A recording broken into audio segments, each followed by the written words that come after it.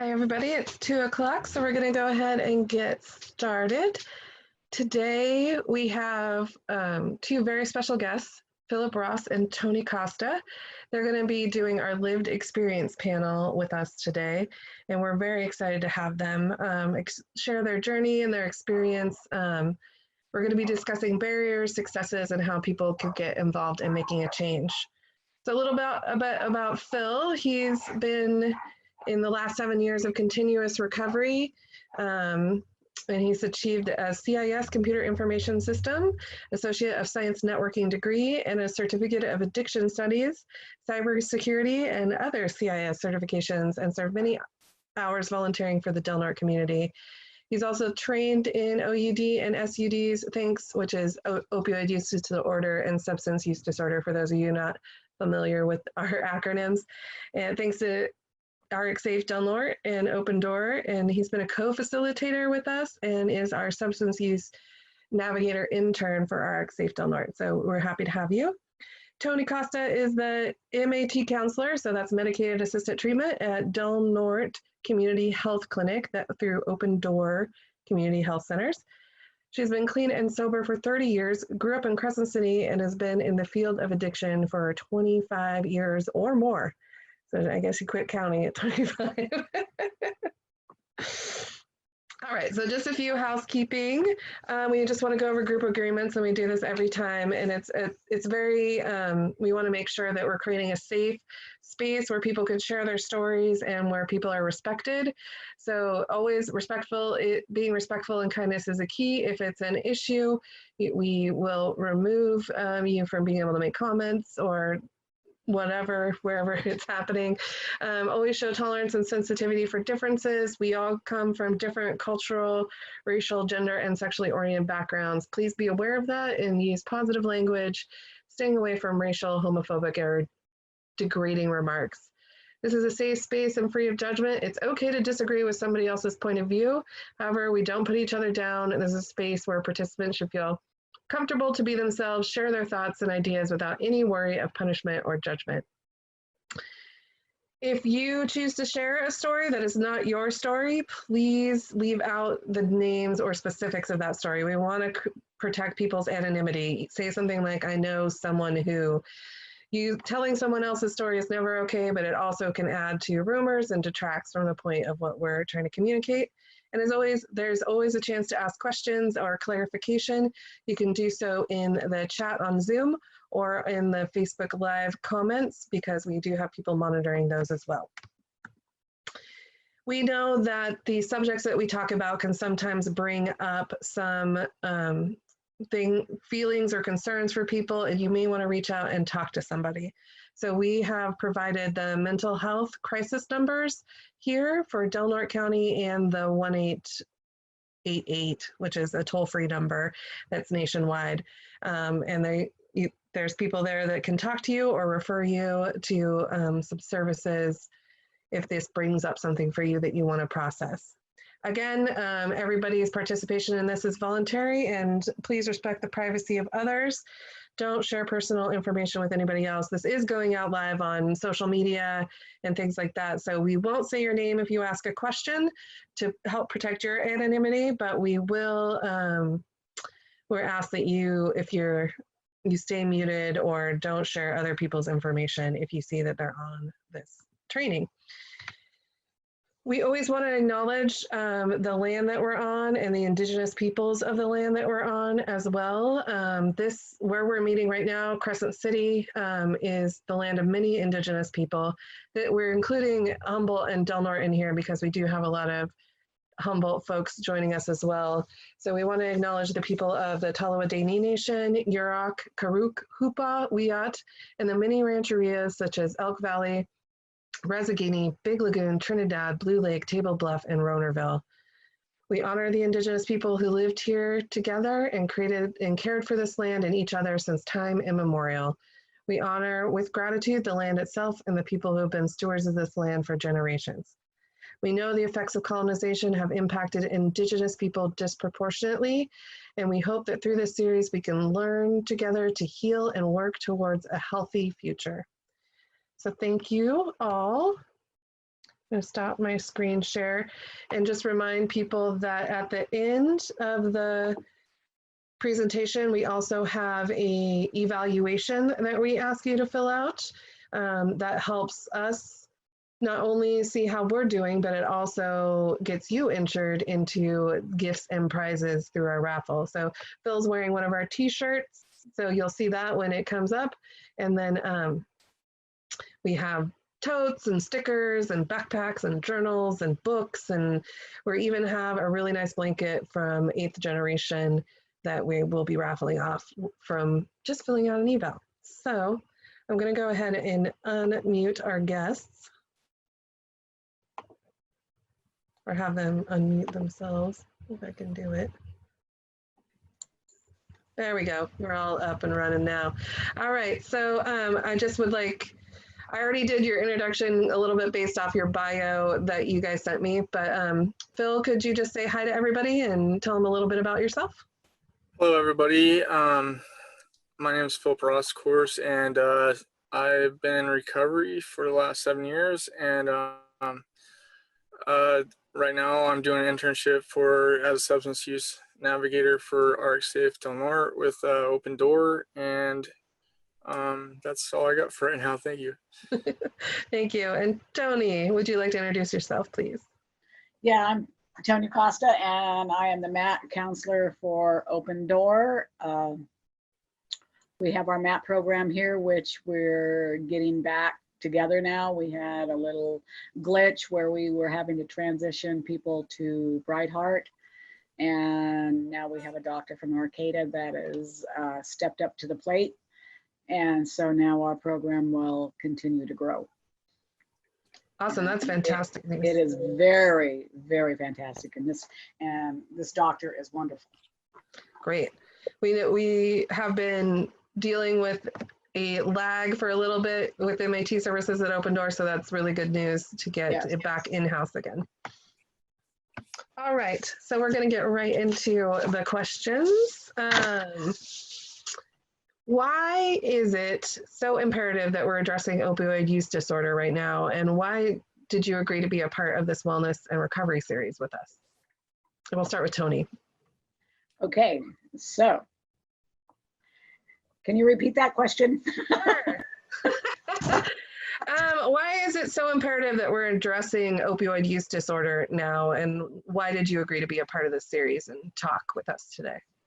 Well, as we all know, there's quite the high percentage of people that have been overdosing with opiates, and the addiction has gotten higher and higher and higher with it. And a lot of people don't even realize that they have an issue with prescription pills until they, actually get called in by a doctor or whatever and get addressed with it.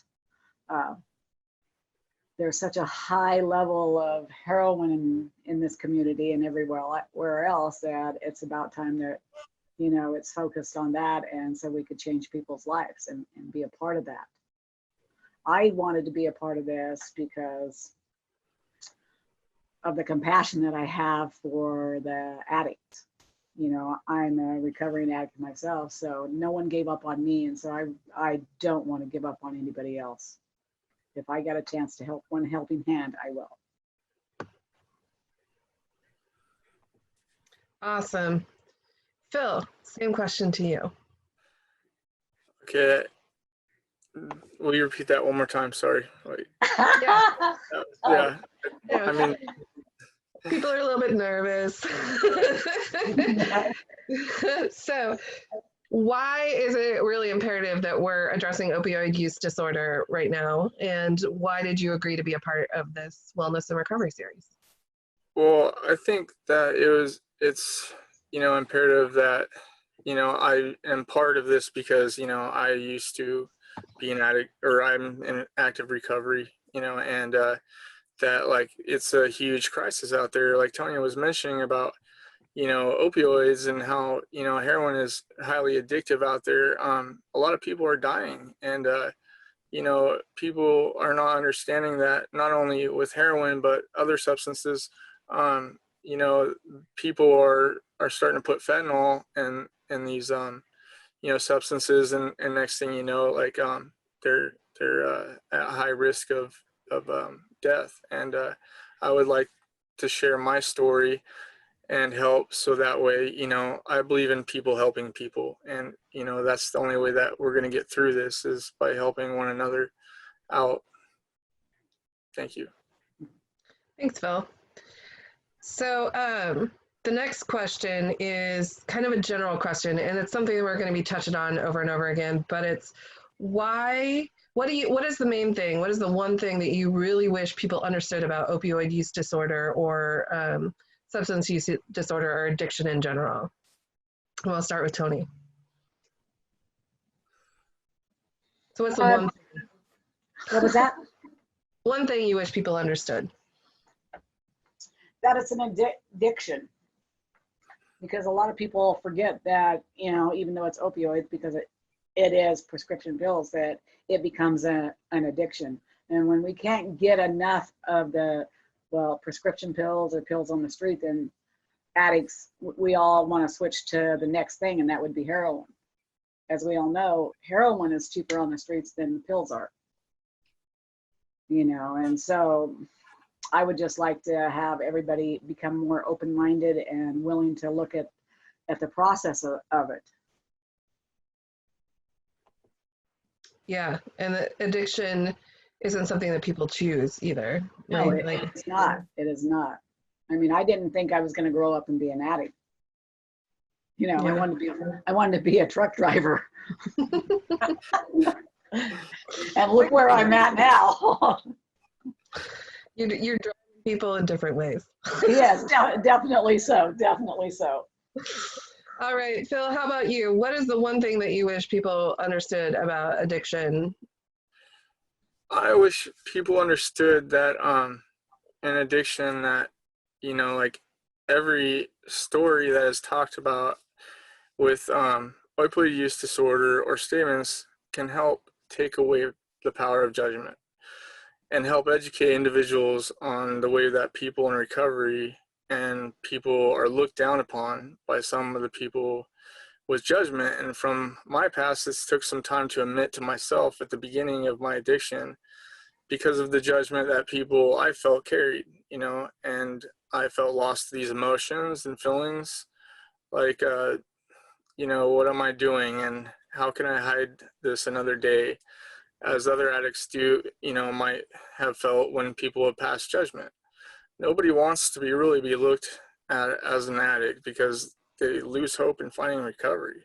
But after time in my life and a lot of self-reflection, self-destruction, and lessons, I was able to understand that if I can talk about opioid use disorder, maybe I can help those that might be afraid to tell their story, as I still am in a way. And I think that judgment can turn into a sense of understanding for how one might fall into being addicted to opioid substance.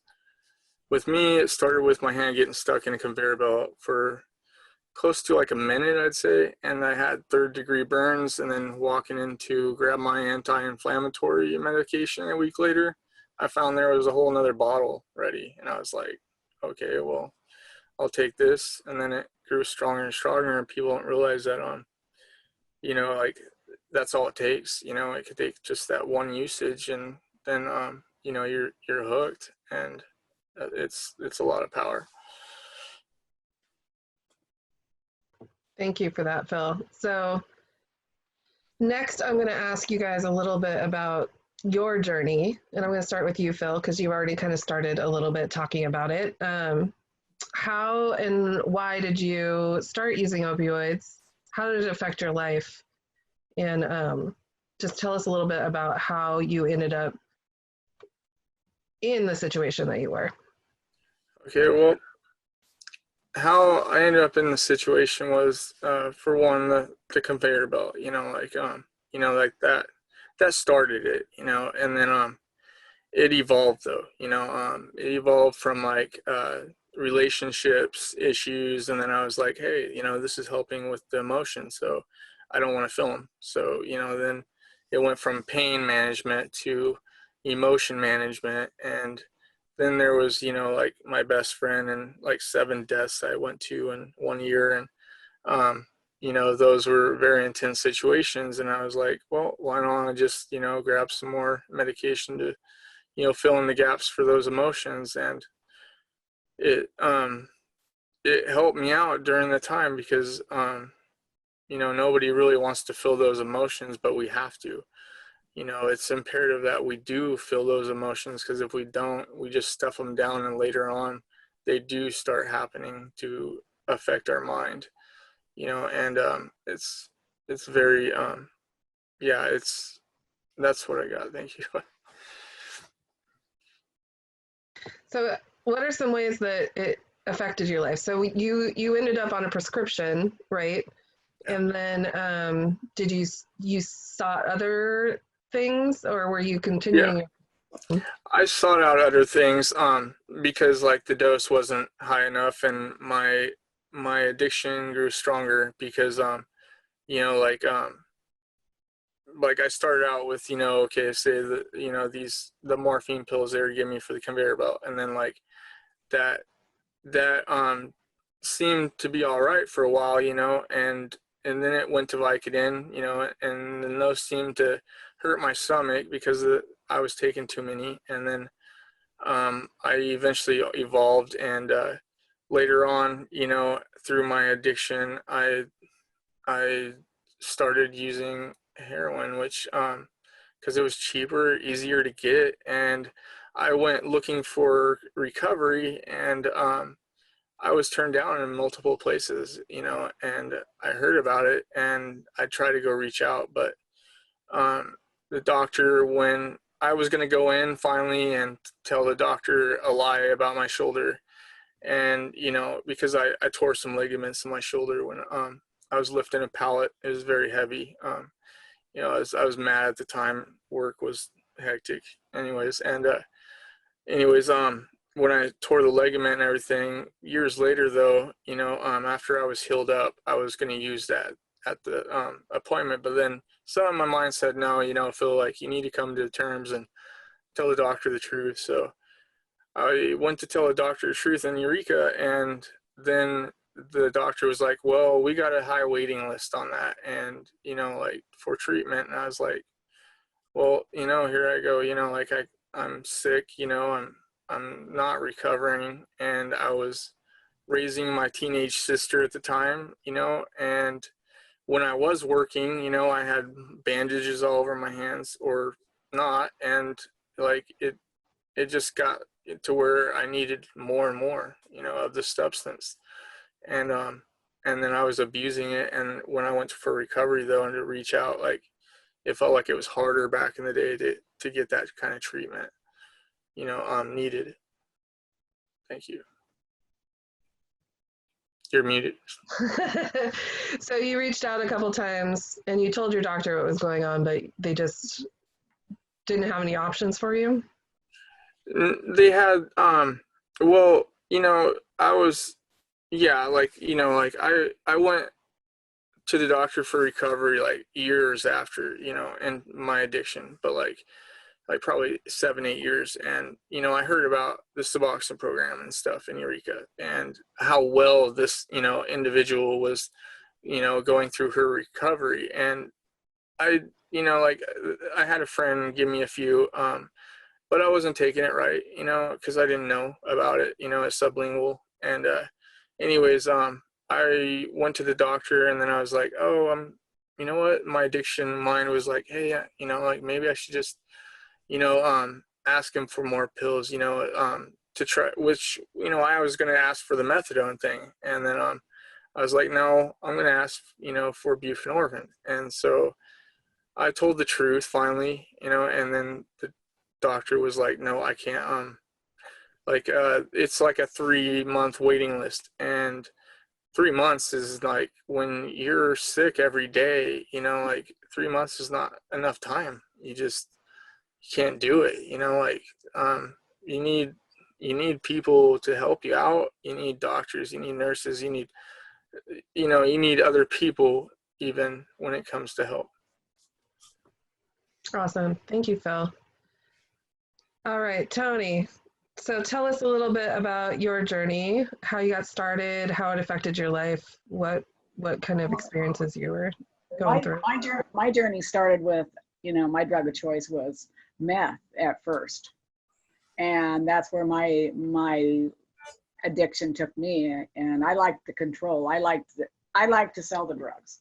I like to do the drugs and sell the drugs. And I did that for many years.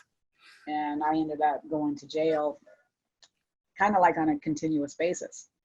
But during that process with the opiates is when, because I would stay up for days and then I would have back and neck and, shoulder issues and all this pain. And so that's when I started taking the pain pills, let alone if I would have stopped to think, well, maybe you better slow down, Tony, and just go to bed.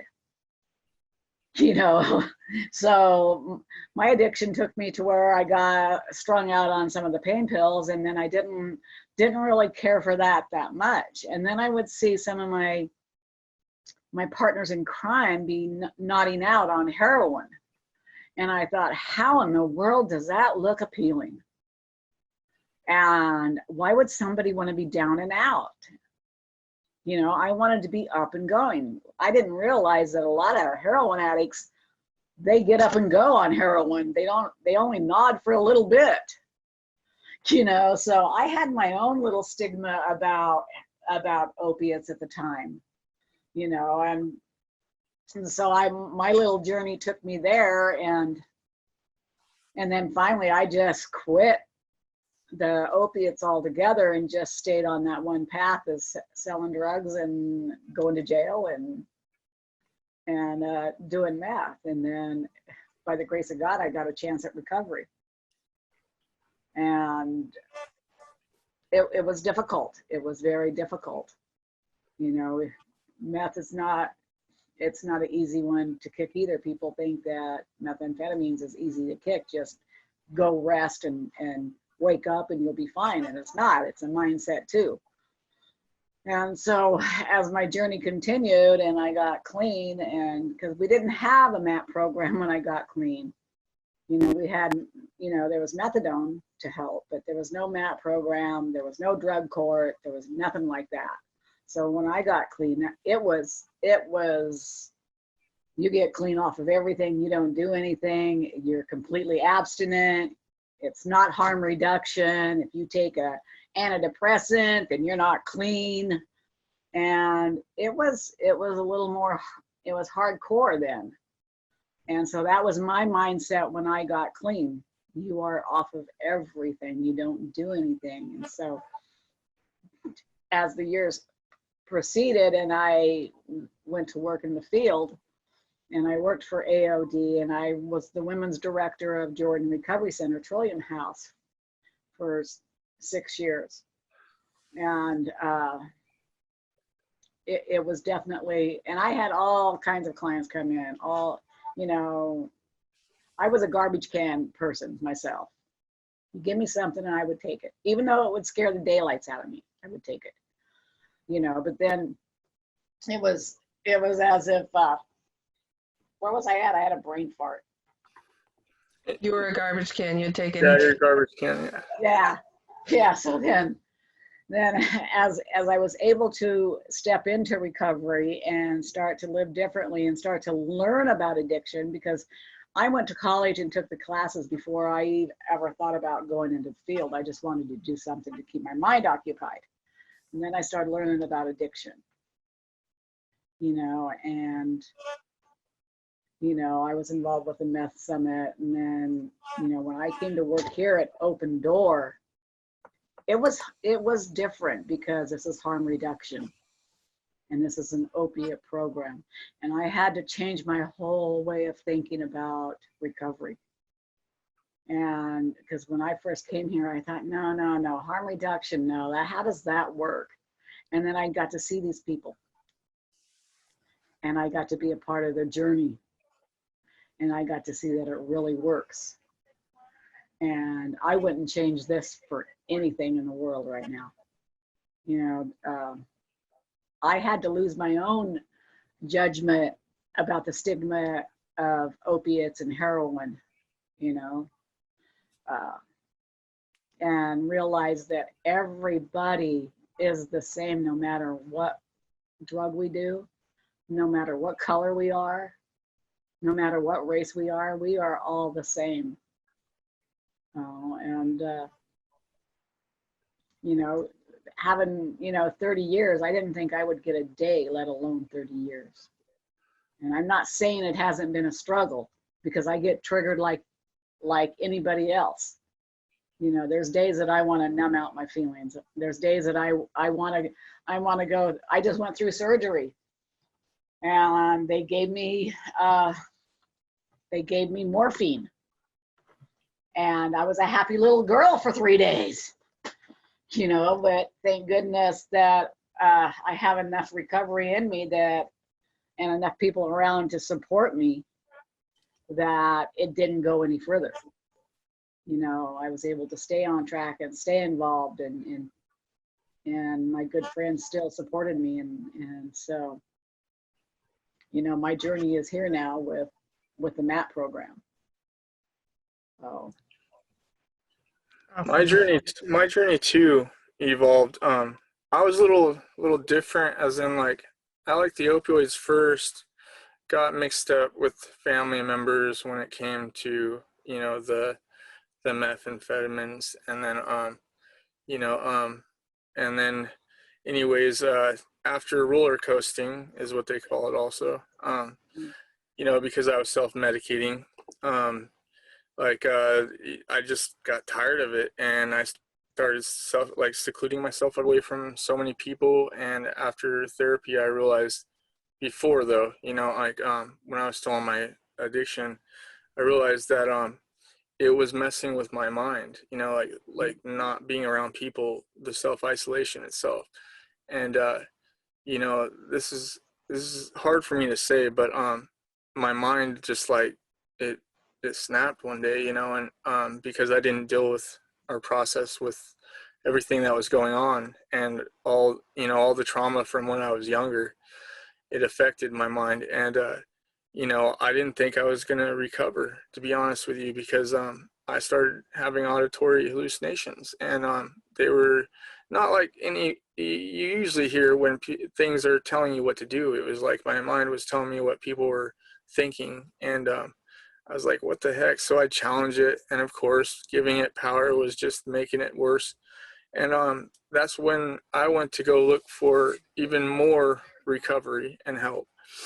And I went to, because I was in a rebellious phase, because against family, because they were doing their substance, I was doing mine. And when I get off their substance, like, which was the meth, they didn't like me doing the pills, and that was because of death reasons and other family past members. But still, but when I went to go seek help, my counselor person, they put me into a mental institution, and I felt uncomfortable. And one time I was just kicking a ball around, and the doctor came out and had them all jump me, and it was probably because of what I wrote on the paper, which was, you can take these medications and, whatever. But that was because I was upset because I wasn't getting my way, and also on top of that, the person that they put me in a room with was getting his way. And when I got ready to leave, because I finally asked for help from, family members that were supportive, they tried, the guy put a little baggie down, like a baggie of, meth down the floor. And I was like, what the heck? I asked the guy, because, I was in conflict with my mind at the time. Like, is this guy the doctor? So the doctor was giving him whatever he wanted to be prescribed. And he staged it to try to get me in trouble, to have me stay there longer. I don't know why, but I have my reasons why, I think. And anyways, I flushed it down the toilet and told him, you're lucky that I'm leaving. And I sought recovery and went to mental health in Del Norte when I left Humboldt. And it was the best thing that I did, because that led me to Open Door and help through them. And because mental health couldn't really help me out. And then, 3 years into my recovery, I relapsed for 8-9 months. And that relapse is when I first started getting into the heroin. And that's when I was actually, I was selling it too. And I got in trouble. I got in some big trouble. And, I gave in to the police officers because I was never a runner or anything like that to try to, disobey the law and, or authority when it came down to it. And so I started really going active in my recovery as hard as I could. And me and Tony met, and she was like, what's wrong with you? Like, why don't you because I wouldn't talk to her. And she's like, what's going on? And I finally, told her the truth. And it was because she reminded me of somebody that I had trauma with back when I was a kid, that I got drugged when I was, when I was younger, back about right around my teenage years. And, by a family that was hanging around, these certain cult members. But yeah, I don't want to go into that, but yeah, anyways, that's how we met. And ever since, we've been pretty close, and she's been a huge part of my recovery. And then I went and educated myself because after therapy, I knew after therapy and exercising, and that the more that I kept doing it and the more that I kept going at it strong, that my mind would come back. And it did. It came back, 10 times full, no more voices ever, and those of course went away after, a year and a half. And then I just started focusing on myself more, and I slowly went into school, and then I went at it hard after I, got in trouble. That getting in trouble part was huge because that really flipped my whole world upside down. I need to learn more about myself. I need to learn more about how I can fix this issue that's going on with me, because I'm not this way. I was always good in school and everything else, and why I felt so embarrassed, and why did I allow myself to get to this point in life?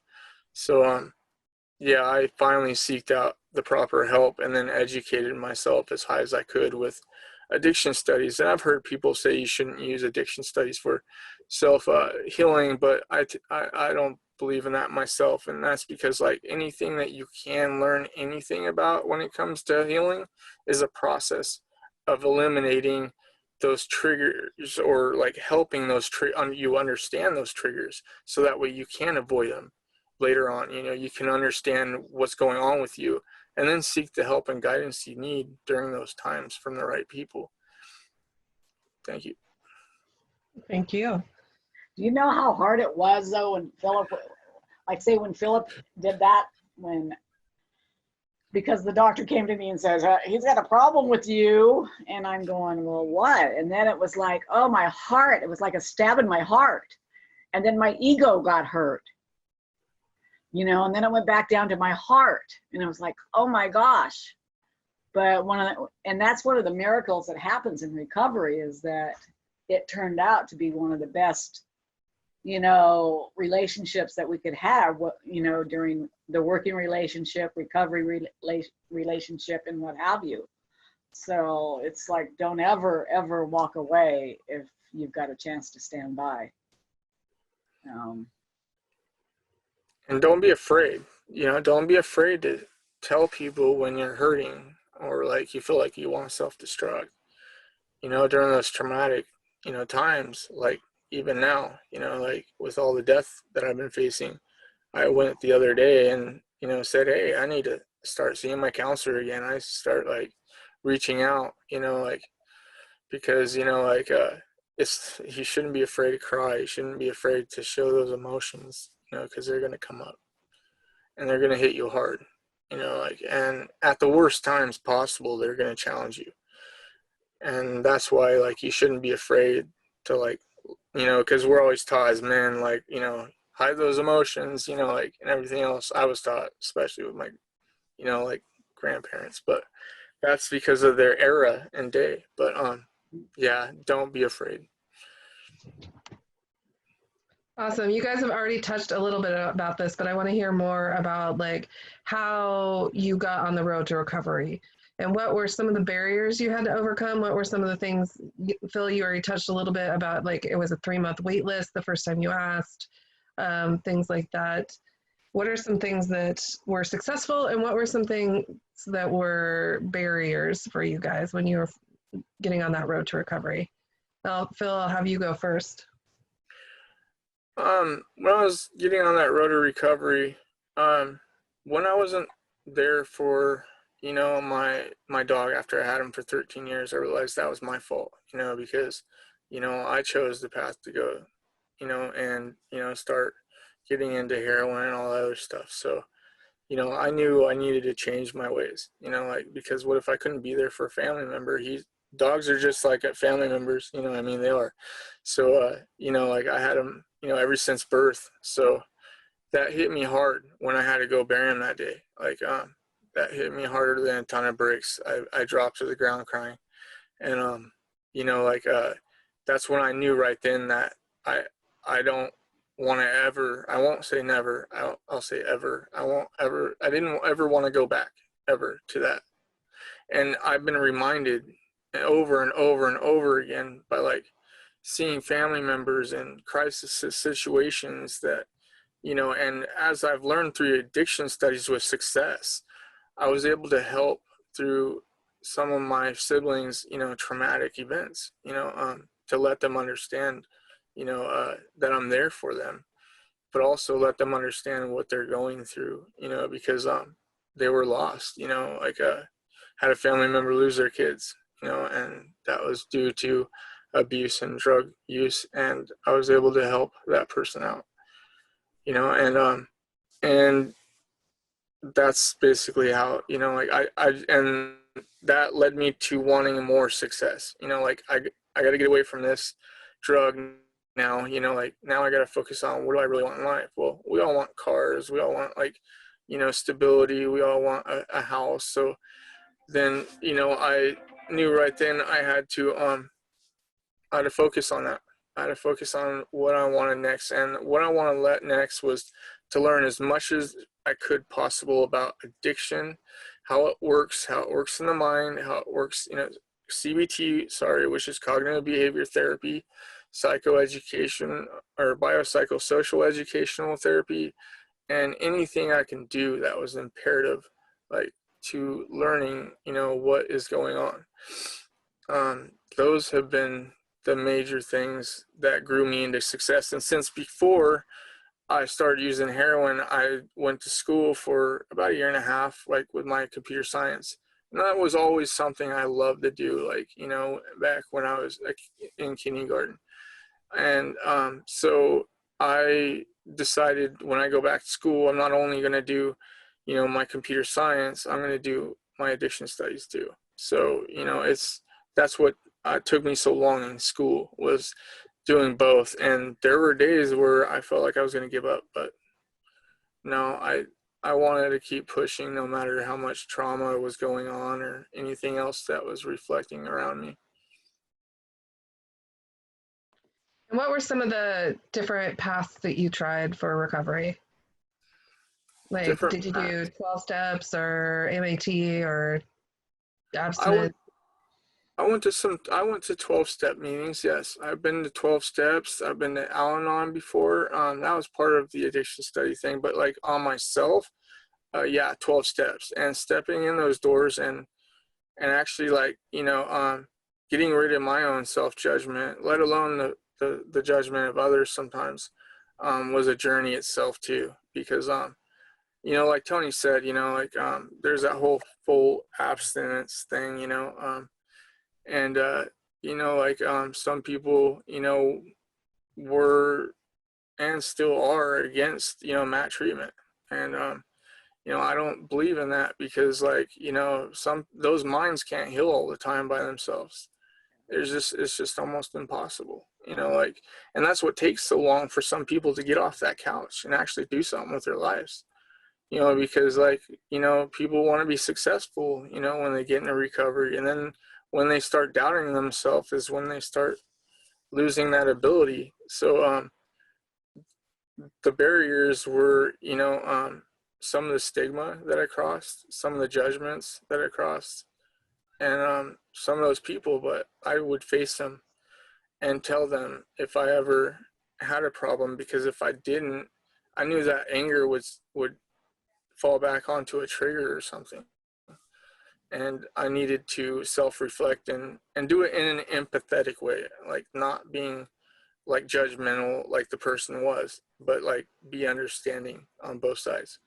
And it always worked, like when I would finally, and they'd be like, well, I didn't think you were like this, or I didn't think that you would, approach me like this. And then, the respect happened, and they understood then, and those are a lot of the barriers that I had to face. That, and like to keep striving, to keep, going on forward, no matter how hurt I was. What encouraged you to keep going? What was that was that drive for you? The drive, I would have to say, like, my drive is like how much more can I learn to, keep going? Like, how much more can I learn to, like, to prevent myself from using again, basically? Like, like how much more can I educate myself, like, even through other people and their stories, like, and it has, because I will reach out to Tony or a friend or a different friend, or, my best friend, he knows who I am. And, and those are the people that I hold close to me. And I wish some of the meetings, they still are going on, but I wish the social distancing wasn't going on, because I love going to even some of the elderly or differently, groups that I've been to, that I've been invited to. And, because you always learn something new, especially from the NAAA, all different sides, like, you are very helpful. Awesome. Thank you, Phil. All right, Tony, more about your recovery journey. What were some things that were really successful? What were some barriers that you had to overcome to get there? And since you run the MAP program a little bit, maybe talk a little bit about what barriers and opportunities there are in that program as well at Open Door. Okay. Well, my little journey was that being rebellious and hard-headed is when they told me I had to get clean. It was like, no, I'm not. And so it was a continuous revolving door going in back to jail. And it wasn't until that last time when they said, okay, your foot is on the little step here to prison. And so when I heard that, I thought, okay, maybe I better do something differently. And I wrote a letter to Judge Weir, and I had asked him to please give me a chance at recovery. And I put a whole list of things out there that I would do. I would check in with probation every day. I would call them on the weekends. I would test whenever they would want. I would go to AOD. Well, he made me the list. And it was a little bit stronger. It was check in with probation every morning, check in with probation every day at 4 o'clock. And I went to AOD 5 days out of the week. And and plus go to 12-step meetings and stay away from any known drug addicts and don't use no matter what. And I did all of that I was doing until I had 9 months clean, and somebody was walking by my house that was a known drug addict, and one of the officers went by that had arrested me before and seen me. And within 10 minutes, I had probation at my house doing the search. And they had called the treatment facility, they called AOD, and because if I didn't show up at AOD, there would be a warrant put out for me if I missed one group. And so from that time on, I knew that I really had to do life differently and change. And so I got involved with Narcotics Anonymous. And I stepped in with both feet and came very involved, and I got into service work. And I believe that is where my recovery took off, because I was so involved. I went to meetings every day, and I got involved with, you know, the dances, and, you know, we had breakfasts out at Lake Earl Grange every weekend. And I got into the H&I work, with, which is hospitals and institutions. And at a year and a half clean, I was able to go into the jail and carry the message of Narcotics Anonymous. And that does not happen very often. And I was still on probation. And because I put everything into my recovery, I was able to get off probation early. And through the meetings and the support there, that's when I decided I wanted to go back to school. So I got my GED, and then it was like, okay, I'll try some college classes. I'll go for my, you know, AA degree or whatever. And so I did. And then I got the mindset, okay, I'll go into addiction studies. I don't know if I want to be a counselor or not, because it's a taxing job. But I did. And through all of that, I was 3 years clean by the time I got my degrees. And I worked I did my internship at UIHS with Annie. And it wasn't before long that she had enough faith and trust into me. I was running my own groups. And that's where my recovery really took off also. And, you know, I stayed involved with Narcotics Anonymous for 17 years straight. I didn't, you know, I went to AA, yeah, you know, and there's that stigma again, you know, don't come to AA if you're an addict. We don't talk about drugs here. And I was stubborn enough, I did. I was like, I'm an alcoholic addict, and this is who I am, and this is my life. And if you don't like what I share, I'm sorry. And so then it took off from there. And by the grace of God, I didn't lose my kids. You know, my main barriers was myself, because I would step in my way. You know, I would start to be successful, and then I would sabotage. And sometimes I wouldn't even realize what I was doing. So I was able to complete that process. I was in AOD for, well, over 18 months.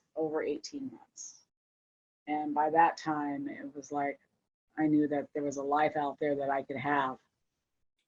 And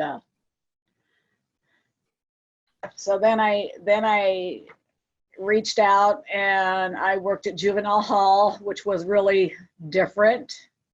You know, I became a special, whatever they call them, when I was working at juvenile hall. So, and that's when the Like first an advocate? thing, yeah, I was an advocate, but they're considered police officers, even though we're not police officers. Okay. You know, but they wanted me there because of my background and my addiction certificate and what have you. So I was there. And that's when there was the one breakout of the 3 guys that tried to break out, and I was put in a chokehold. And the one guy threw a toilet seat at my coworker, and it knocked him out. And I was in a chokehold, and this young man was ready, and I wholeheartedly believe he was ready to snap my neck.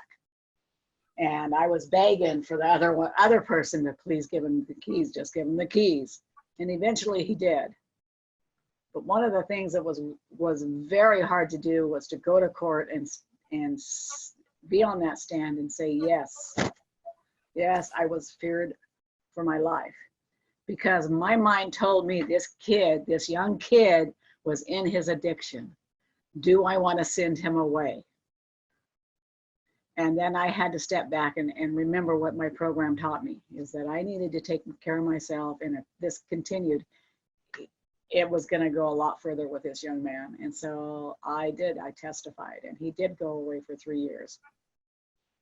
You know, and when he got out, he came and made amends to me. And that meant a lot. And he wasn't sure if I was going to accept it or not, but I did. And so from that point on, I worked at AOD, I worked at Trillium House, I worked at Harrington House as a domestic violence counselor, and here I am today. And I know that if I stay engaged and be supportive and let people support me, then I could stay in recovery, you know. And the one thing that Narcotics Anonymous taught me is that all of those little things that they say repetitiously, don't use no matter what. Don't give up before the miracle happens. Don't hang out in places you shouldn't be hanging out. All of those things are for a reason. And I got sick of hearing it, but now I'm repeating it to everybody, you know, because it does work. It does definitely work. You know, it's been a journey. It's definitely been a journey, you know. So I'm grateful. I'm grateful to be given this chance at recovery.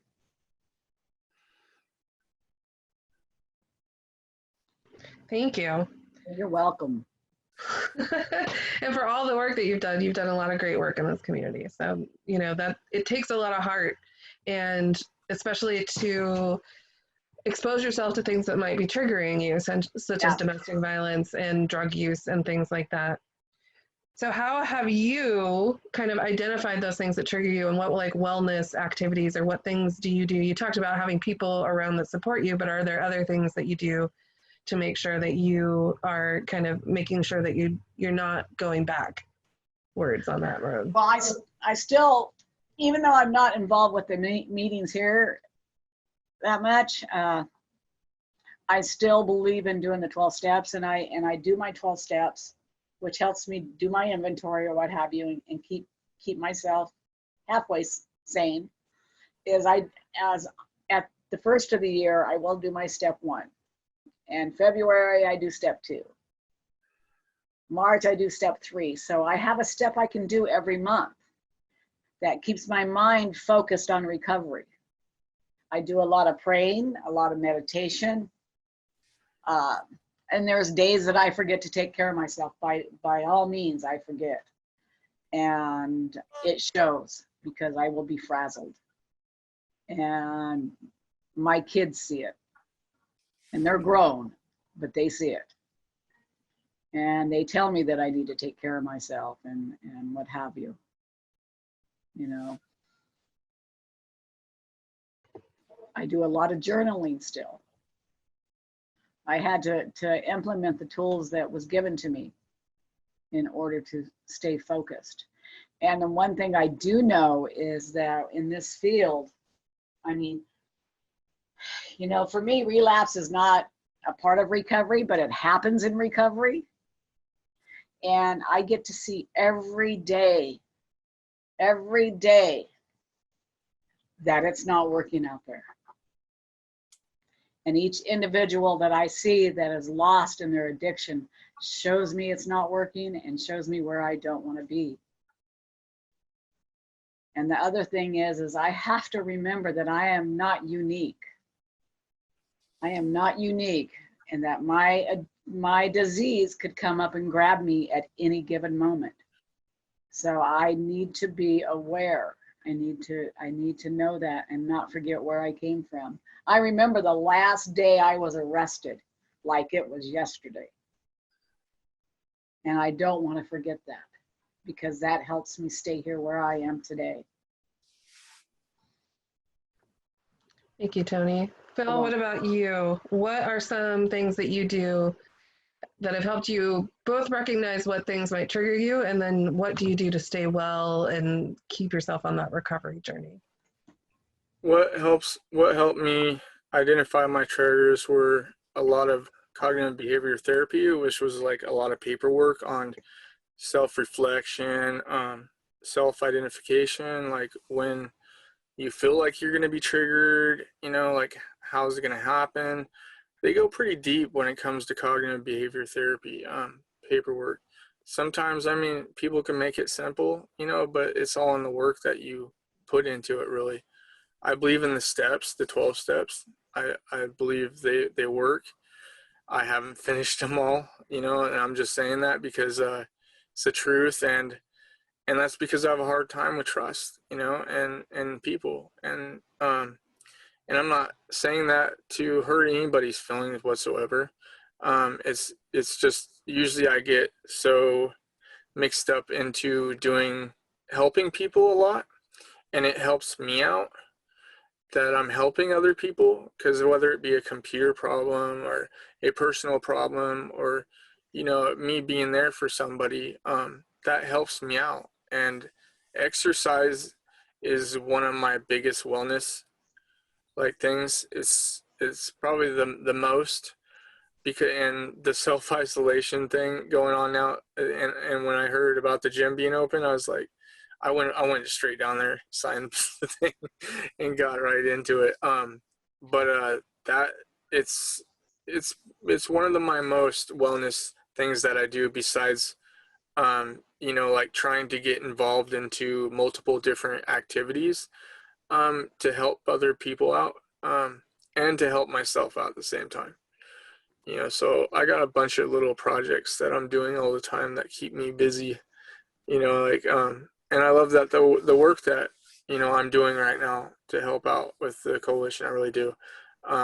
It's very helping and soothing that I know that we're trying to get something out there that will help people out, you know, and that, you know, and there ain't a lot of, you know, people may be looking everywhere for resources that are available, but they're not all tied in one spot. And it's hard to get people to collaborate together, you know, on a good idea. You know, and I think if I can just be involved in just something, you know, that helps out, like, I think that, you know, helps with my wellness in a lot of ways. Thank you. Thank you. And so there was a question in the chat that really relates to this. Well, you guys already talked about your wellness activity that makes you feel good, but what are some other activities that you might recommend to other people who will need to relieve that stress or might be on that recovery journey, besides the ones that you mentioned? Take a walk on the beach, you know, like listening to that soothing sound, relieving your mind, you know, like it helps, you know, to get out of your mind, you know, in a healthy way. So whether it be the beach, you know, a hike, you know, walking somewhere, you know, talking to a friend, talking to, you know, a counselor, talking, you know, other things also. I would highly recommend this, but getting acupuncture, like, you know, my teacher told me about it, and about a year and a half ago I tried it, and I barely made it to my friend's house, which is only like a few miles from where I was at, before like I fell asleep for like 8 hours straight. But it's a wellness that is healthy, and you know, like, it's weird. It feels good though afterwards. You're like, whoa, I can't believe this works. Thanks. How about you, Tony? Well, what I would suggest is that calm.com. It's meditation music. I love that, but most of it for me is, like you said, walk on the beach, go to the river, you know, just get out of your head, do what you can. And a lot of the times that's what I do. I have to just focus on something else that's other than what's going on in my head, you know, because I'm my own worst enemy sometimes. And if I can do that, then most of the time I'm okay. I'm a people pleaser. I'm a codependent. I'm a people pleaser. And sometimes it gets the best of me, but that's what I do to get out of my head. If I know I'm helping somebody else, then I step out of that selfishness, you know.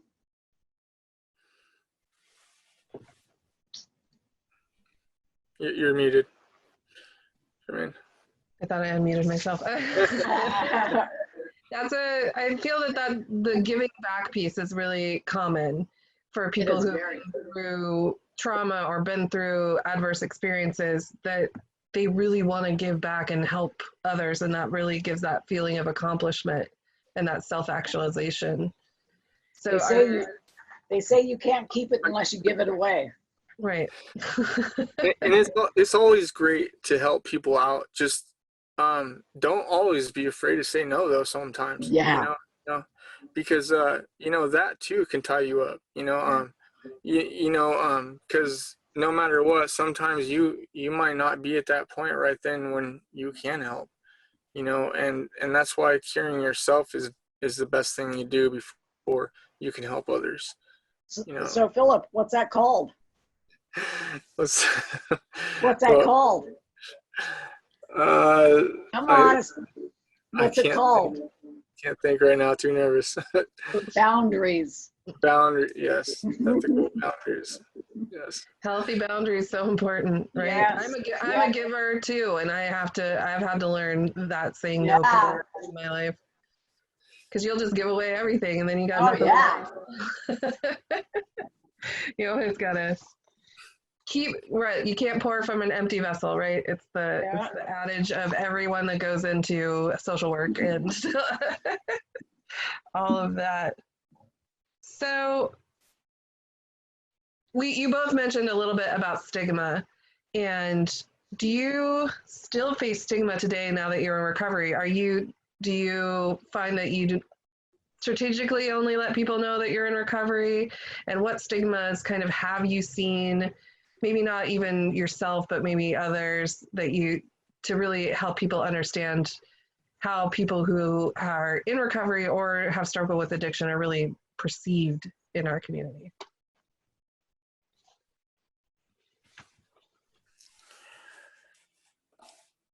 I'm not afraid to tell somebody I'm in recovery, but sometimes I'm afraid to tell my story. Honesty, there. But I have faced people and judgment and stigma from others. Yes. I was working on a house one time, painting, and then some individuals want to gang up on me, because it was almost like high school stuff, and eventually I just shut them out, put my earbud plugs in, and did my job. And then later on, though, when it started affecting me, because of what they said, because they wanted me into their place and everything else, their house and situation. And I was pretty hurt by what I was told, and how I was challenged. And I told them I don't have to, be challenged by you. I don't, because they didn't even want to see who my best friend was or anything. And it kind of hurt my feelings, that they wanted me to be a part of their systematic house and everything else, but they didn't want to be a part of my life. So that made me feel like they didn't want to be like a team, like my friend even. So when they're kind of like putting me down like a bully would do in high school, I eventually waited till the perfect moment, and I empathetically, told them, hey, this hurt when you said that, because I had a lot of anger, and that's my trigger. My trigger is anger, because I fought a lot when I was a kid, and it's not a good thing, I'm not trying to talk me up at all in one sense, one way at all, but it's a bad thing, and I let it get the best of me. And sometimes, if I don't deal with that, that's one of my hugest triggers. And so I'll confront it. And because of the fact that I've had a lot of clean time and a lot of people I can fall back on for help, because Tony will tell you, like, I will start feeling like I want to go hurt somebody, or even other people. And when I approach that person, though, in a calm manner and everything, and I talk to them and tell them how I felt, that goes away, you know, like that feeling of anger and everything goes away, and then we both understand each other, and you know, it reduced a lot of the stigma, you know, but it's still out there, you know, like some shut meetings down, you know, when they hear a person is in MAT treatment. They just want to like pick and choose who they want to give help to. I don't believe in that. You know, I believe that everybody deserves a chance in this world to get help. So, you know, if we can give them the help, because I used to run a meeting for almost 2 years, and there would always be these little nicks and picks from people, you know, and stuff, and you have to go with the flow, you know, like with helping people out, you know, and the stigma that will happen, you know, and sometimes people pick and choose who they like and don't like, and it's a given. But you know, like if you can face those fears and just like move forward, you know, that it gives it more power, and with an empathetic approach, you know, like have compassion for the other person, even though like you might feel that anger or animosity or whatever it is you're feeling inside, you know, don't go with that. Wait till you feel good inside enough to approach it in the best manner that you can. Thank you. See, and I was the black sheep of the family. I was the little drug addict. And so when I got clean and things started changing around, I started, and because I was so involved with Narcotics Anonymous, I became an open book. And my addiction has made me who I am today. And so I don't really care if anybody knows I'm in recovery or not, or that I was an addict, or I was a junkie, or I went to jail, or anything, because that's how I am sitting here today with everybody, you know. And, you know, for me, it's probably one of the things is it saved my life, really. It did. It saved my life, and it let me get to know who I am. So. Do you guys hear, because you're both involved a lot in the recovery community here, have you heard, you kind of alluded to it a little bit, Phil, that there's some stigma within the recovery community about MAT treatment, correct? That it's not seen as true recovery? Yeah. And are there other stigmas out there that you guys have seen as barriers for people? I know that there's some around, people are afraid to disclose to employers or things like that.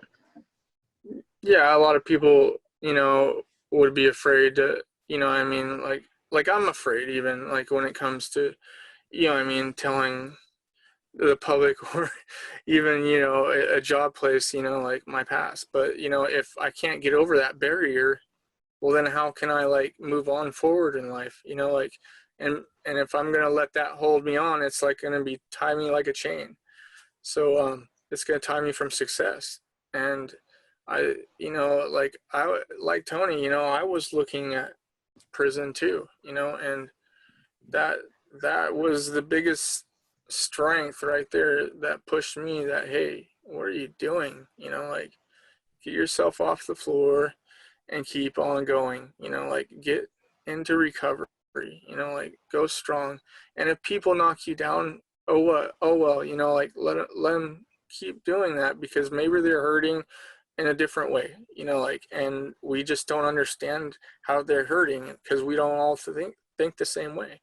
And that was the biggest thing in my mind, was trying to accept that nobody thinks the same way I do, you know, and to improve and have empathy for that other person, regardless if they make you mad or not, you know, and just to show and show the success that you can show and prove that it does work will break down these barriers of stigma, I believe. You know, like you know, it shows itself, you know, like, you know, that I want to keep learning. I want to keep going on. I don't want to stop.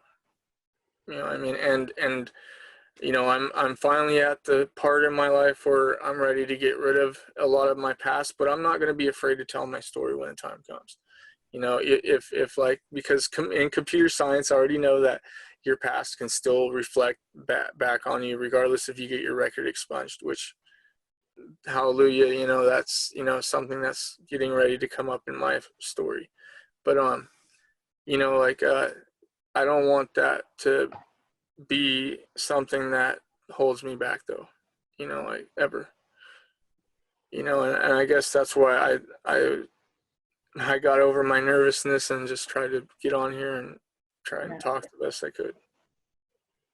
Thank you. Well, I know that one of the sad things about medication-assisted treatment is the medication, the Suboxone, buprenorphine, whatever you want to call it, is that when it started hitting the streets and people started selling it on the street, there was a stigma that people are out there getting it to get high.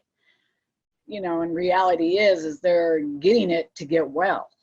They want to get well, whether it's for that until they get that next fix or that next high or what have you.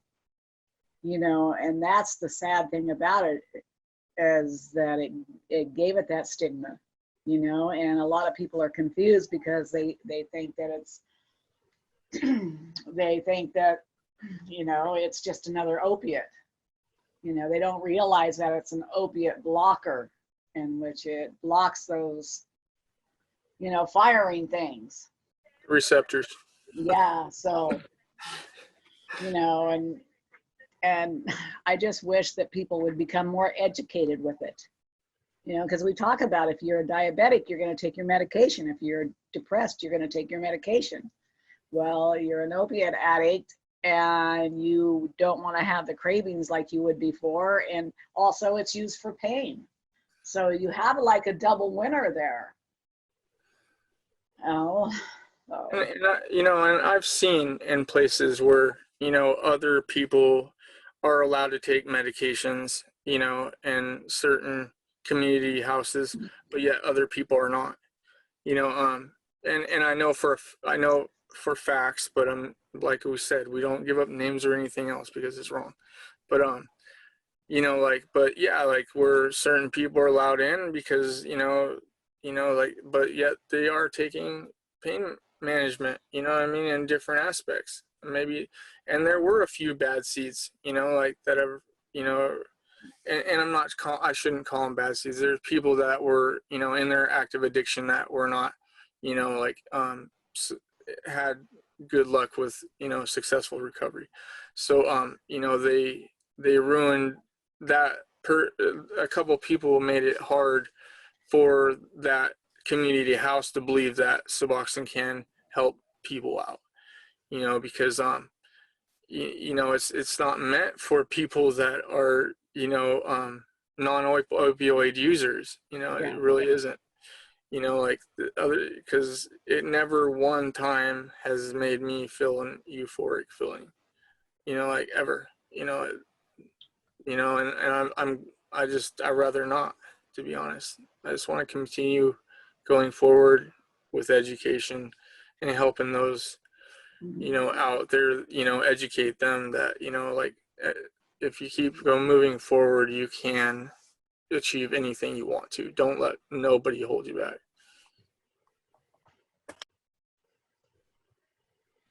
Awesome. And that leads really well into my next question, which is, what advice do you give people that are currently in their active addiction that want to seek recovery? I tell them to make an appointment with me. I'll let you go first. Go ahead, Phil. All right. Yeah, I would tell them, sorry, I would tell them to go seek out help, either from a clinician, mental health, behavioral health, a therapist they trust, a friend they trust, and a AA. You know, I would tell them, you know, to please reach out. You know, like, if, you know, you feel like you need somebody to talk to and you are a friend of mine, you know, or even not, like, I will, you know, approach you and, you know, help you out. But, you know, if I was to tell somebody to reach out, we have a lot more resources now than we used to ever. you know, people don't know that, you know, there are a lot of people actually battling because of all these new grants that are going on with opioid use, you know, and now it's getting well known. And I think this is the power that it will give to help all these people out, not only with opioid use, but with other substances too as well. You know, like, I don't want to limit everybody that's in addiction to, you know, no recovery. Great. Thank you.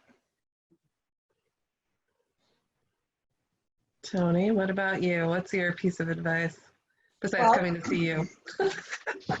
no, well, I mainly would I would sit down and talk to them and try to build a rapport. Because if I could do that and meet with them, or as we can call it, do a 12-step call, and which I don't normally do those alone. I take somebody with me, but just to talk to them about the issues and let them open up, let them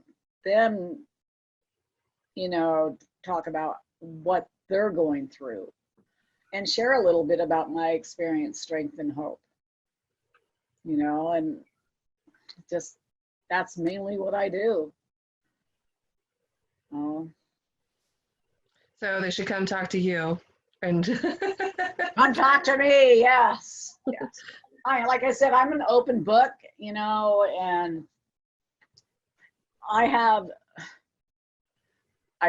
like I said, I was born and raised in Del Norte County, so I know a lot of people, and I know a lot of the connections that were my connections way back, and now their kids are in that thing, and then their kids are in that thing, and so a lot of them know me. But the thing is through word of mouth, people send them towards me, or if they already know me, so there's already that connection that we have. You know, it's go talk to Toni. She'll help you out. She'll do what she can, you know, and sometimes I can and sometimes I can't. And I just got to remember that that person might be ready, or that person might not be ready. Mm-hmm. Yeah, that's a powerful thing too, is like, not, you know, like if that person's not ready, is be willing to accept that, you know, like that they might not be ready for recovery, but don't let it affect you. Like, Yeah, it will. Yeah, I mean, if you could plant the seed, that's the main thing. You plant a seed, and they might not get it right then, but they might, you know, a little light bulb might go off a month or 2 months down the road, and they go, oh, okay. That makes sense now, right? And what we hear a lot when people are starting on that road to recovery, they're ready for recovery, but their life might not be ready for recovery. Exactly. Like there's still a lot of chaos, or they're not in something that's stable, which leads to those triggers. Yes. So that beginning is tough, and It's very tough. It's a journey and not a destination, right? Yeah, that's it.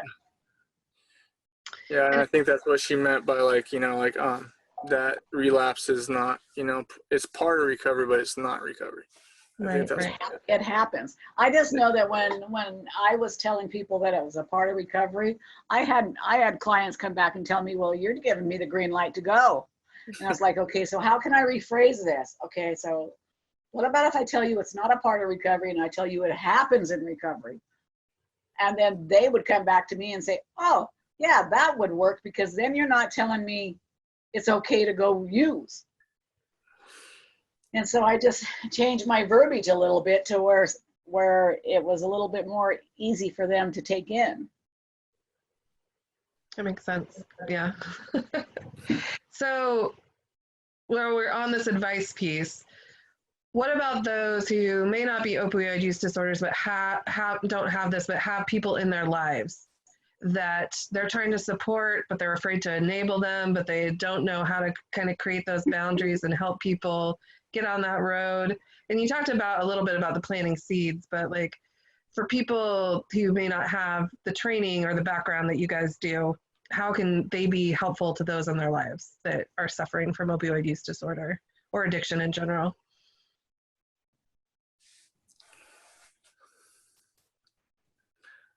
Use what you got, you know, like, if you've found, if it's a story, like, that's relative, like to gain the trust, and not just to gain the trust, just to gain it, like just so that way, that you have a relativity matter, that now you guys have something to reflect on and talk about. Now, that you gain that trust, and be involved, when it comes to talking to that person, because like a lot of people don't want to talk about their story, or like, or what's wrong with them. And so like if you guys can meet on some kind of mutual ground, and Tony will say this, but it's guys with guys and girls with girls, because it's just better, to help and understand each other, what I mean. But uh, that's that's what I got right now. I don't. So create like keeping in contact with them is kind of what you're saying, like, because like imagine like I have a brother that is suffering from opioid use disorder, and I'm kind of at a loss, so I should be. If you have a brother or somebody that's at loss, let's just say hypothetically, well then reach out to the people that are knowledgeable, that are your friends, and then seek advice, because I've been lost a few times, like that story I told you about, a family member. I reached out to Tony, read the whole paperwork, about the whole criminal activity that went on during the case, and it was pretty tragic, like to see family members suffering like that, and pouring their heart out because they lost their children. But it's in those moments that we know that we can't, sometimes we can't help people the way we want to, but we can at least try. What I mean? And so by reaching out with Tony, or I was able to help them out. But if like they don't have somebody, I suggest find somebody, what I mean, through AA, NA, and if they're afraid to go there, go to counseling, because counselors are bound to confidentiality. They will tell you what they can and cannot disclose, so that way what you can and cannot say, because they're not allowed to say that outside of, and you're in a safe zone. So don't be afraid, to go reach out for that help, because that might be the thing that you need to save your life or that person's life. Again, it's part of that self-care piece too, right? Like if you're trying to help somebody else, you need to make sure that you're in a good place to help them. Yes. Because it takes a lot of energy and it takes a lot of work. Yeah, because sometimes, like, it might hit base on one of your triggers. It might hit base on something that, you have PTSD, or, like something from your past, and just be ready for that, and if you're not well enough in your recovery, then ask for somebody else's help, to go with you. Actually, it always is actually good to bring another person with you regardless, because you can never know what you're going to come across or expect from that next story. And you said something else, that we can't always help people the way that we want to. And I think that also speaks to like, we can't put our expectations on somebody else, right? Like, and we need to meet people kind of where they are. Yeah. Like, Yes. It's that We need to golden find a rule. common ground. Yeah. Because like maybe they won't like what you have to say or something else, and then you'll be reverting, and maybe the person next to you does have those tools that you don't have. You know what I mean? Or somebody close other than that. There can be there will be somebody, and and just, don't be afraid though also to say no if you don't have those tools, because then you might be doing some more harm than good, but that's not always the case. Just reach out. Remember there's Al-Anon, because we don't hear a lot about Al-Anon, and that's where, I mean, I'm an addict, and learned about addiction, but how do I deal with somebody in my family or a friend that has their own addiction? I had to learn how to deal with that and realize that either draw back on my own codependency or have boundaries or get the literature and get to know that there's another support system out there besides just for us addicts, you know, because I held resentments for a long time because my mother was an alcoholic. My ex-mother-in-law was an alcoholic. And before I got clean, I did not understand. I thought I had resentments. They had everything they wanted. They had houses, they had kids, they had jobs, they had good husbands. And it's like, oh, what are they doing? They're drinking their life away, you know. But it wasn't until I got into recovery and it was suggested that I go to Al-Anon, and then I got to learn more about the other side of it. But I had to step out of being an addict, you know. And I wish, you know, like when I was younger as a kid, you know, I had some resources, you know, out there, you know, to do with addiction. I know Humboldt has some. I believe there are a few around here. But, you know, like, because, you know, I grew up with an atmosphere with addiction in my family, and that was a crutch. You know, I was the hero, you know, like I was the eldest. So, you know, I was looked upon to be the person to help out my siblings, you know, or if I got in trouble, it was on me, or if they got in trouble, it was on me, you know, like, you know, so, you know, I was looked at that family member, and I got great grades and everything else, but, you know, I needed help myself.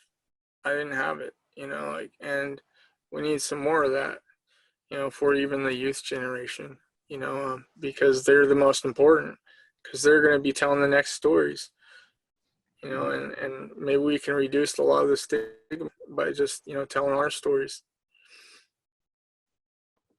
Right, and that it's not them struggling alone, right? And having that experience that, like Tony said, you're not unique, right? And Yeah. The day I start thinking I'm unique is the day I'm in trouble. Yeah. You know, we all are a unique person, but many of our experiences are shared, and it shouldn't Exactly. be something that we're afraid to talk about together, right? Yeah. And I've been surprised on how many people have approached me now that I'm in this role facilitating this coalition about their family members or someone in their life, and it's more pervasive, but it's so hidden. Like people are really ashamed to talk about these things. And Yeah. I think as somebody that's trying to support somebody, telling your story too, I think is just as important.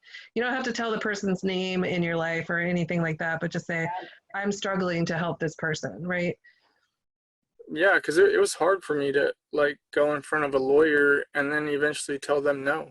You know what I mean? Like, I can't do this. I can't break apart my family down there just because this family up here is doing better than them down there. You know what I mean? Like, and that's where I needed guidance, you know, like as a kid, you know, like, and they have that BACA, Bikers Against Child Abuse, that, you know, I got one of their sweatshirts, and I was like, how do you guys like, you know, help out those? And because I'm not judging here, you know, I was just like curious.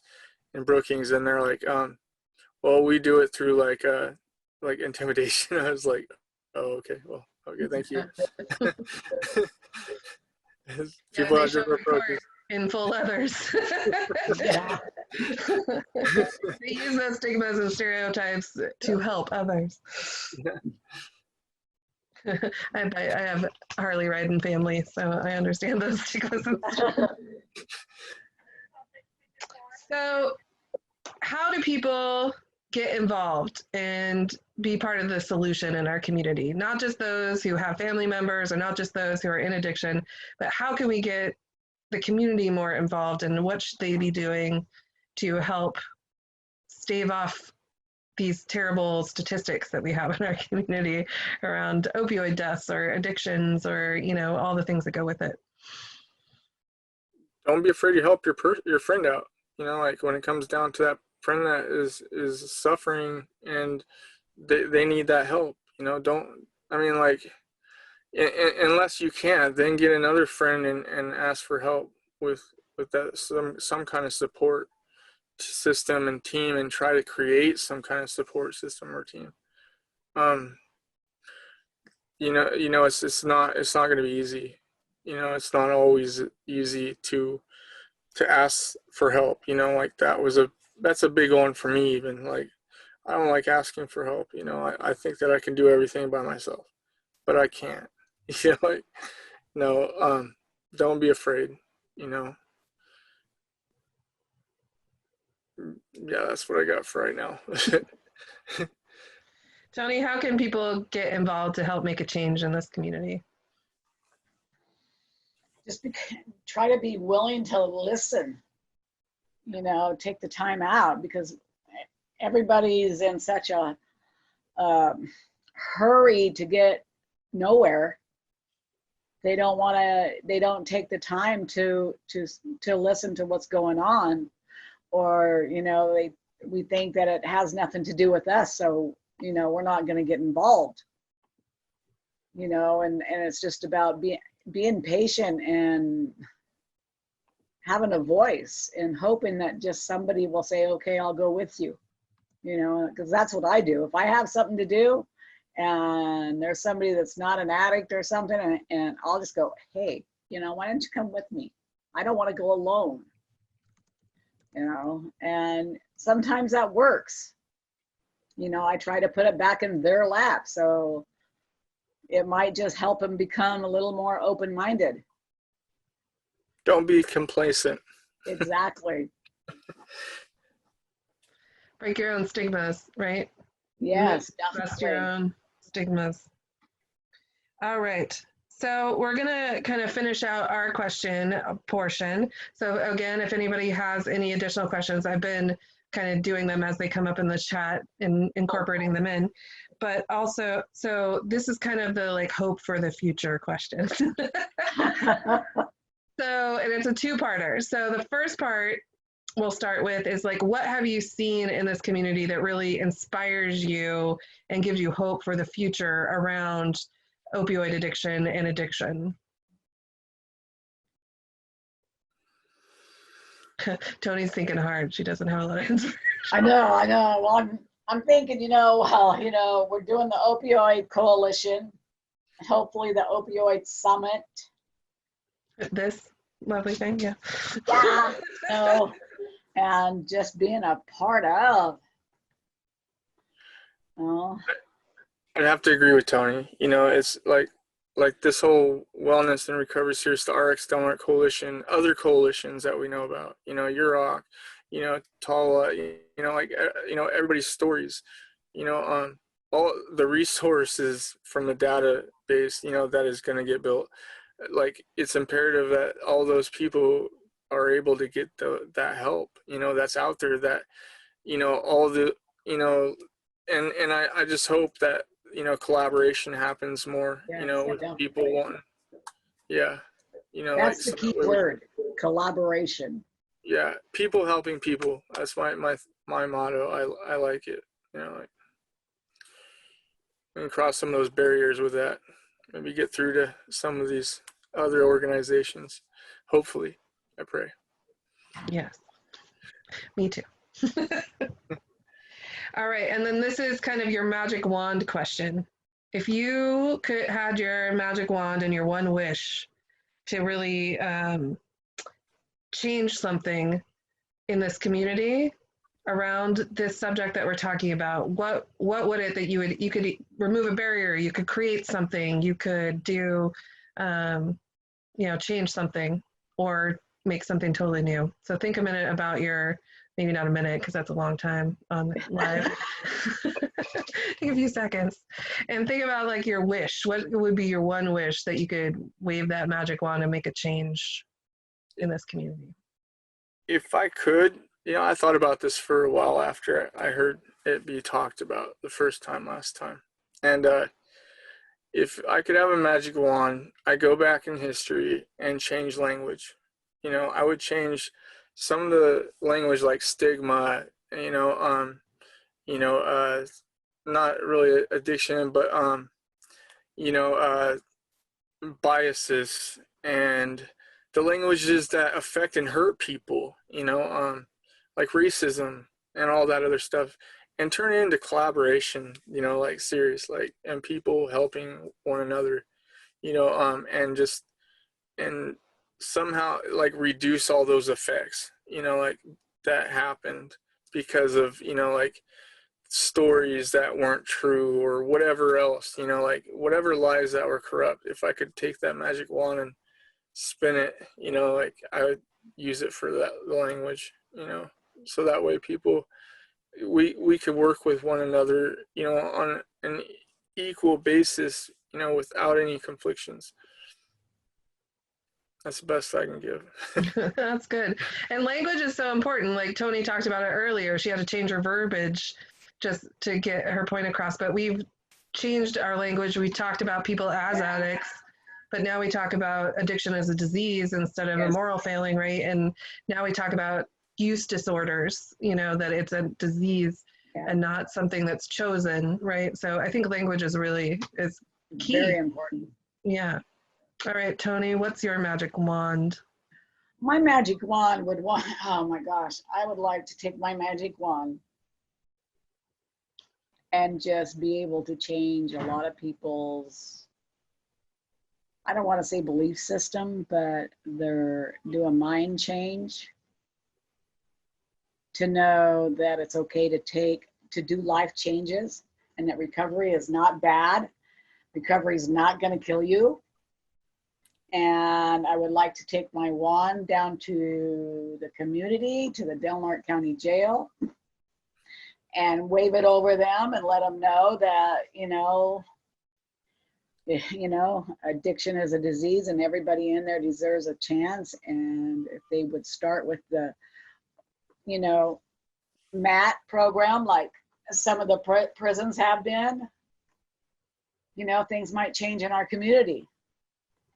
You know, we have a young man getting out of prison tomorrow, and he's on the MAT program in prison, and he's coming here, and he's going to engage in the program here.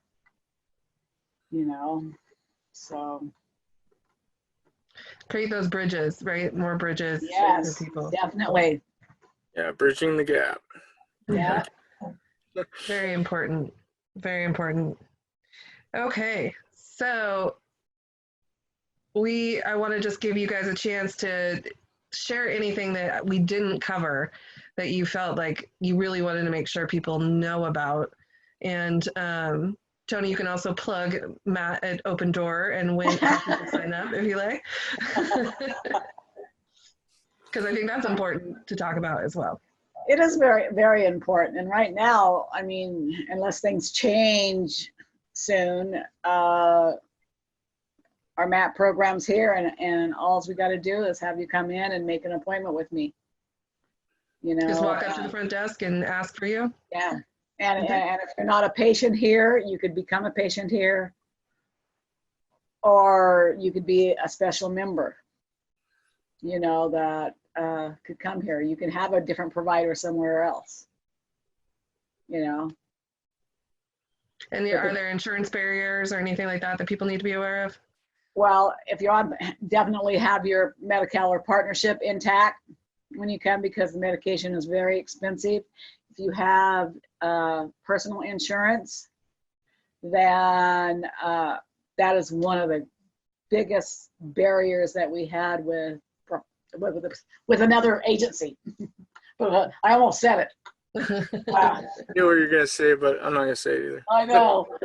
And so now that we have our other doctor here, there's no barrier for insurance anymore. Good. Which makes it nice. You know, we're doing telemed groups, you know, Zoom groups, so we're still intact, and hopefully, you know, we'll be able to go do maybe a group on the beach or something with social distancing. Yeah, because Open Door, if you look even at their homepage, they will accept anybody. You know, Yes. like it says that with or without insurance. I read it yesterday when I was doing some database work. Sorry, but but it's already common. It's already out there on the website. So that's the only reason I'm reflecting on it. And that's a good thing, because some other organizations will only take partnership or only take certain, or they'll take from your bank. You know what I mean? And I've heard true stories on this. So, Open Door, they're more diverse, and I like that, that we have at least an organization around here that, is willing to accept that person that can't afford help. And I don't know if they're still doing it or not, so I don't want to say it, but they used to have a yearly program thing that used to support the insurance of mat treatment for a year. Are they still doing that, Tony? We have one that we have now. Okay. The other You one will pay for the medication for a whole year. Yeah, so if you're having problems with your insurance or things like that, don't worry about it. Walk in, they'll help you solve the problems, right? Yep, we will definitely do that. And anything else you guys want to plug while you're here? Maybe a resource database, Phil? Maybe? Yeah. I'm working with this organization, of course, the Arc Safe Del Norte, to gather resources from all the agencies around here in the Del Norte community and Humboldt, but I'm not the only one. Also, can I say him or no? Yeah. Patty Torres will be reaching out to. It's through Nichin. North Coast. They're really. It's a resource. It will be a resource hub. So that way it just gives a list of every organization that we have in our community. So that way a person, if they don't want to go Open Door, they need both, they need mental health, they need behavioral health, well, then they got it. Or they need, tribal help, they need, pregnancy help, they need whatever, transportation, we're working on all kinds of stuff for substance use disorder, opioid use disorder, treatment and services, and veterans and youth. We're going all over the place with a lot of information and resources, even food and other things like that. So yeah, this will be a big resource hub that, that way we can connect everybody in one place to all these other entities and give them those resources. Thank you. Yeah, there's a lot of resource lists out there, but there's not really one place that you can go that's easy to access, especially those with substance use disorder. And we know that wraparound services are so important to get people stabilized so that they can get on that road to recovery. So we want to make sure those are included as well. Yeah, we want to include everything. That way everybody, because one person might have a preference over others, and, that's okay. As long as they're getting the treatment and the help they need, I say, amen, Right. Exactly. All right. Well, I don't see any more questions. A lot of thank yous and in the chats, and how inspiring your empowerment is, and how much people appreciate you guys telling your story. So, thank you so much for being here today. Thank you. Yeah. Thank you so much. Yes. So I want to remind people to please fill out those surveys, and you two are free to go, and I'm going to do some follow-up cleanup with everybody. Thank you. So I just want to review with people to remember to, if you haven't registered through Eventbrite, to please do so. That we'll be having these live presentations on a regular basis. And so we want to make sure that you stay informed and are eligible, as Lee Rapp talked about. And to remind people that we're doing the Wellness Art Challenge. The deadline is the 27th. We talked today about people's wellness activities and how they stay well and keep well. So we want to hear about yours. You don't have to be a fantastic artist. You can put a picture in there or draw something. And we're not judging you on your art ability, but you will get entered into the raffle for participating and sending it to us, or putting it online and making sure that you tag us in it. And we have different prizes for different age groups for this one as well. And just a reminder that we do have a full schedule for the rest of the month. We finally got our schedule to completely full. So You can find this on our Facebook page, this calendar, and on the Eventbrite page in the online series section. We have links to all the videos there that we've already shown as well, and we have them up on our YouTube channel, but this gives you an idea of what's coming up, and we send out a weekly email blast to everybody that's signed up as well. Just again, a reminder of when we're meeting and what we're doing, and then finally, please make sure that you fill out the eval and follow us on Facebook, go to our website, or check us out on our YouTube channel if you've missed any of our previous videos. If you fill out an eval for our previous videos, same link, you can also be entered for a raffle prize for those too. So the more evals you fill out, the more raffle prizes that you are eligible for. So we have some really cool stuff coming up. So thank you, everybody. I appreciate you being here, and we look forward to seeing you again tomorrow for our Wellness Wednesday. We have some great speakers in the morning and in the afternoon, some movement therapy as well. So we look forward to seeing you guys, and thank you again to Phil and Tony for your participation, your bravery, and your telling your story today. And really, I hope that it inspires others to tell their stories, or it inspires others to get on that road to recovery, or to help a friend or family member on their road as well. So thank you again, and we look forward to seeing you more soon. Bye-bye.